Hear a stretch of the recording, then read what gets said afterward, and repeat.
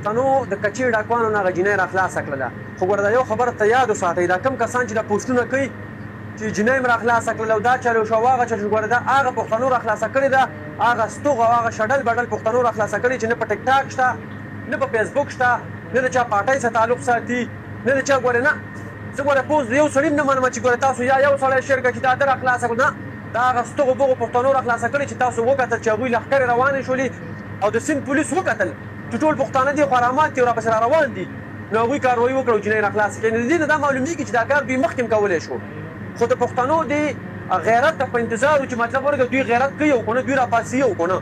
ما یو ویډیو وکړه ټول راته پرې کنځلې کولې ویل تا ډېرو پښتنو پسې خبرې کړي دي، خو زه د دې د وجې راپاڅېدلی وم چې راپاڅئ دغه رنګې غیرت وکئ چې دا دنیا وګوري، خو تاسو کې غیرت نه و.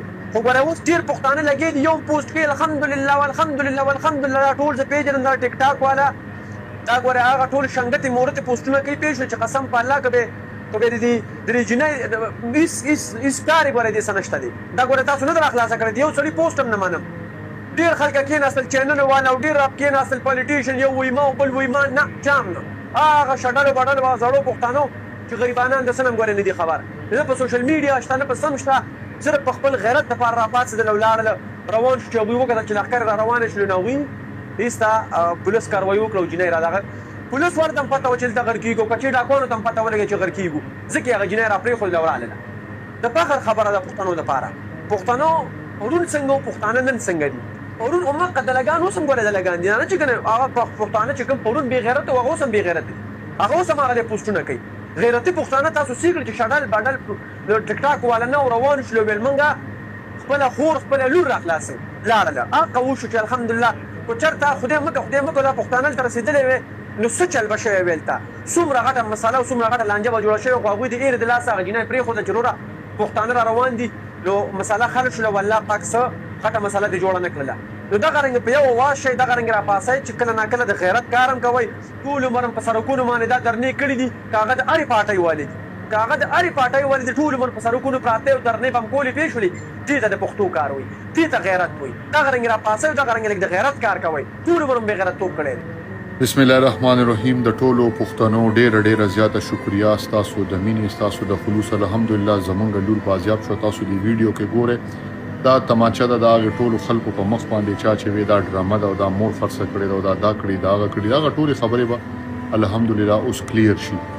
دا به اوس انویسټیګیشن کېږي، دا به وایي چې د چا راوستې ما سره چا ظلم کړی ده. الحمدلله هغه سړی چا چې دا دغه کړې وه هغه هم جهنم واصل شو. ټول عمر به اوس الله تعالی هغه نه دا سزا به د دې ورکوي.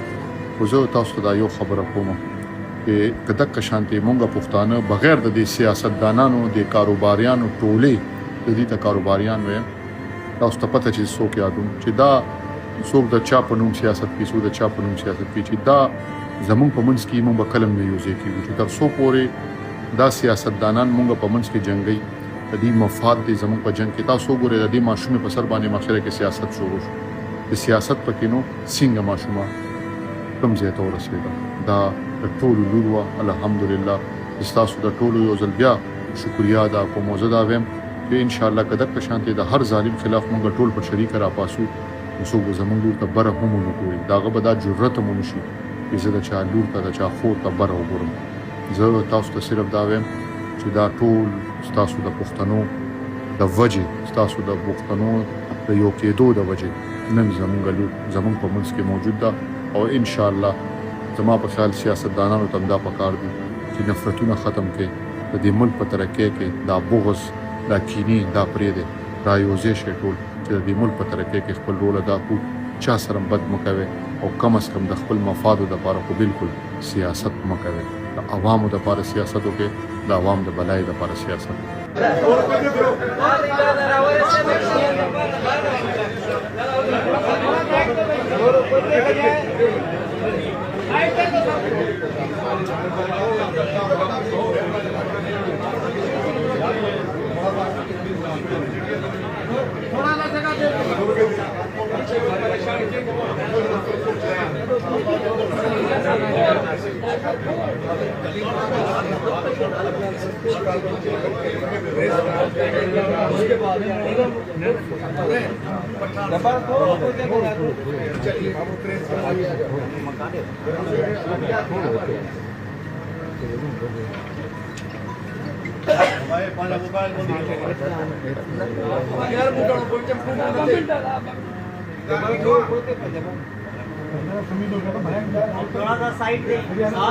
फ्लार जली फ्लार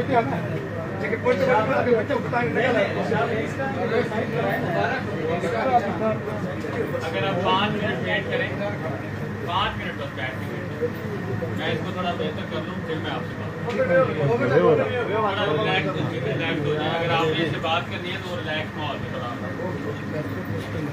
5 मिनट दीदार बिठवा दीदार लगा दी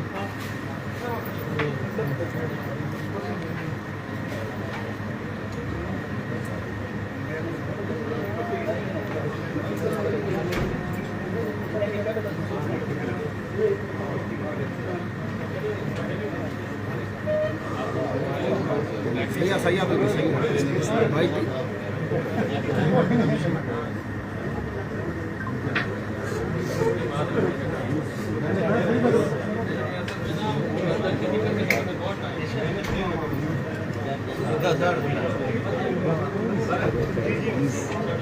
बोले बहुत सी जगह चाहिए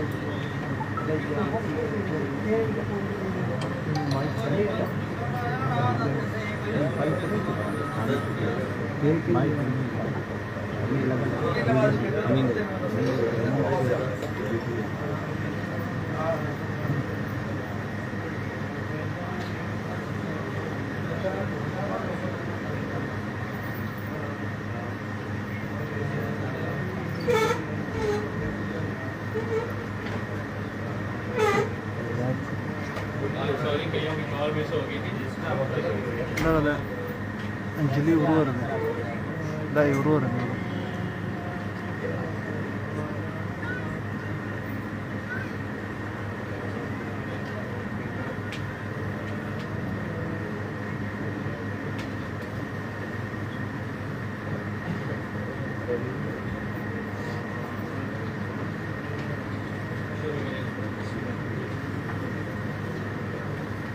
मलक कलीम साहब, सबसे पहले तो शिकागो पुलिस को और स्पेशली आपको मुबारक हो। आपने पेपर्स लिए तो आपने मेहनत की और ये सिंध की बदनामी थी, मुल्क की बदनामी थी, सबका जो आपने किया। हमें उम्मीद है कि बगैर जो बच्चियाँ हैं और खवातीन हैं उनकी बाजाबी के लिए आप यूँ ही जिंदा मेहनत करेंगे और बेरहम ऑपरेशन करेंगे और यूँ ही इन डकैतों को, इन जालिमों को जहन्नम हासिल करेंगे। तो आज की कामयाबी कैसे हुई, कौन को क्या बताना चाह रहे हैं जनाब? बिस्मिल्लाहिर्रहमानिर्रहीम। सबसे पहले तो मैं आपका शुक्रिया अदा करता हूँ कि आप शॉर्ट नोटिस पे आए और कुछ मेरा वेट भी किया, क्योंकि हम बहुत अंदर थे कच्चे में, जैसा कि आपको मालूम है। तो वहाँ से आते आते हमें कुछ टाइम लग गया। ये एक बड़ा अनफॉर्चुनेट इंसिडेंट था जिसमें एक बच्ची जो है उसको अगवा करके काफ़ी वो मराहिल से गुजर कर गोरशाव के कच्चे में पहुँच जाती है और उसकी FIR 8 अप्रैल को कराची मोमनाबाद थाने पर होती है।